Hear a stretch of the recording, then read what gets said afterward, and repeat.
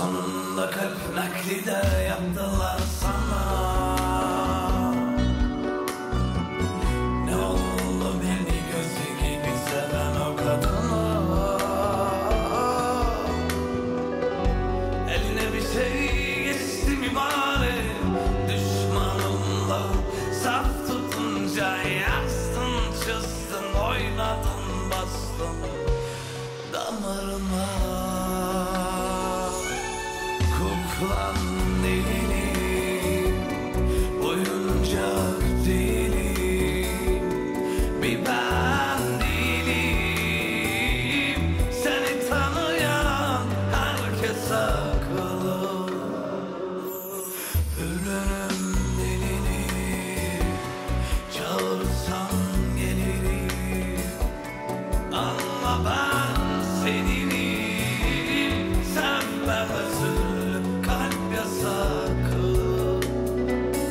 Yıldız yatağımdan kalkar bu aşkı duysa, ne canlar verdim neyine yetmiyorsa, gün gelip de kader hesabını sorsa, çek cezanı senin aşkın anladın. Oysa benden sonra kimse değerini biçemez, sağlam dursa da bir kadehten fazla içemez. O tozlu yolları tek başına geçemez. Bir yana gidiyor, bir yana kal, bir nefes al, içimde kal. Yıldız yatağından kalkar bu aşkı duysa, ne canlar verdim neyine yetmiyorsa, gün gelip de kader hesabını sorsa, çek cezanı senin aşktan anladın. Oysa benden sonra kimse değerini biçemez, sağlam dursa da bir kadehten fazla içemez. O tozlu yolları tek başına geçemez. Bir yana gidiyor, bir yana kal, bir nefes al, içimde kal.